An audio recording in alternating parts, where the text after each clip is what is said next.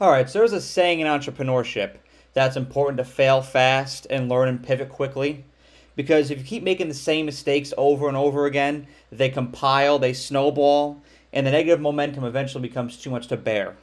Whereas if you fail fast, you learn and pivot quicker, and you navigate to that correct solution in a more efficient fashion. That's exactly what the Pittsburgh Steelers are doing with their quarterback situation right now. Back in 2022, the Pittsburgh Steelers decided to draft Kenny Pickett, and they failed fast, essentially. They realized he wasn't a long-term solution at quarterback. He's not a bad quarterback, don't get me wrong, but he's not electrifying. He doesn't move the needle. Throughout his 2-year career so far, he's thrown 13 touchdowns and 13 interceptions, and he's good for about 2,000 yards per year. And those aren't bad stats at all, but they're not great. They're perfectly in the middle. But for Pittsburgh's lofty standards, that's not going to suffice. And it became very evident that the Steelers and Kenny Pickett weren't exactly a match. So what did the Steelers do? They failed fast. They admitted that Kenny Pickett wasn't going to be the long-term solution at quarterback. And because they're able to do that, they're now able to navigate to the correct solution in a quicker fashion. And honestly, that's something that I wasn't sure Pittsburgh was going to do because historically they haven't. Historically, Pittsburgh's been a very loyal franchise that holds on to people that they hire and draft for a long time. They invest trust in them. They want to see them develop. They want to give people a good window of time. But they saw with their results last year that their offense was just not cutting it. It was not productive enough. It's not enough to win a playoff game, and their fans were letting them hear it too. They had to deal with that pressure as well. So they knew it was imperative at this time to make a move. Like I was saying, Pittsburgh is an organization that has lofty standards.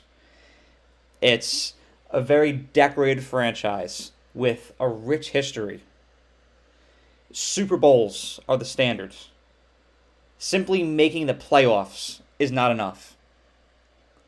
Pittsburgh, it's been a trend the last couple of years, making the playoffs, playing in the wild card game, losing in that wild card game. That's not enough. Pittsburgh, their fans, they expect to win playoff games. And when those results aren't being met, something has to be done. And if it means moving off of a quarterback that they drafted back in 2022, that's something that they knew. They had to look themselves in the mirror, they had to swallow their pride, and they did it.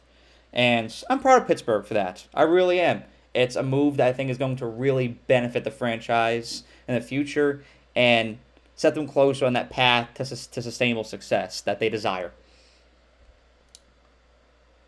So what was Pittsburgh's response at quarterback? Well, they diversified their portfolio, bringing in both Russell Wilson and Justin Fields. They brought in Russell Wilson on a 1-year, $1.2 million deal, which for a quarterback of the caliber of Russell Wilson is an absolute bargain.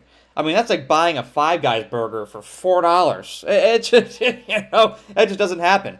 This is a guy for as much flack, as much hates as Russell Wilson gets for the, Let's Ride moniker and the Subway commercials.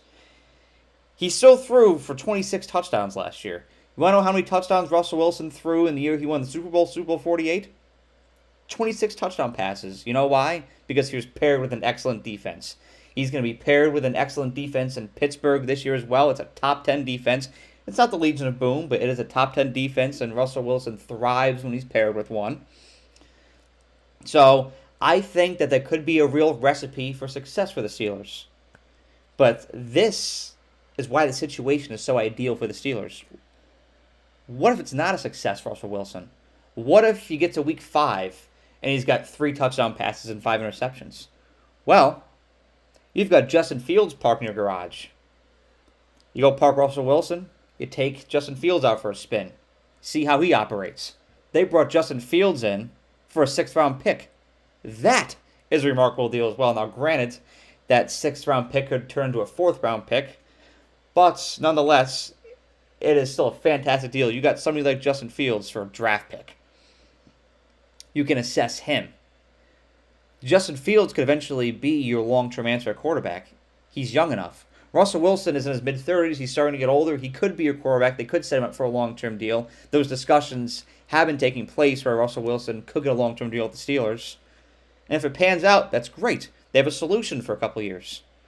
But if not, you move off of Russell Wilson, Justin Fields becomes your long-term quarterback. If neither of them pan out, so what? You only spent $1.2 million and a couple draft picks on 2 quarterbacks. Nobody's going to ever remember that this happened.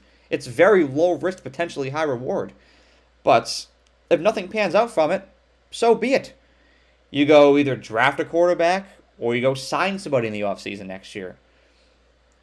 Pittsburgh really can't lose in this situation. But most importantly, it gives the Steelers clarity.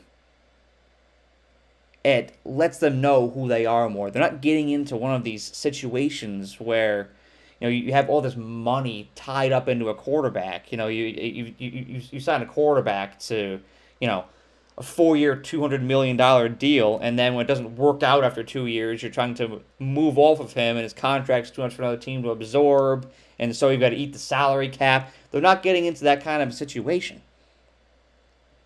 They don't have a lot financially invested into either one of these players. So it is such an ideal situation for Pittsburgh right now. They really can't lose. And you're also not one of those situations where you're like, is this the guy? Is he not? Yeah, where you're fickle, you're moving back and forth. You're going to find out very quickly if one of these guys is going to pan out with your organization or not. It's a 1 year, they're both 1 year prove it deals. Doesn't work out, so be it.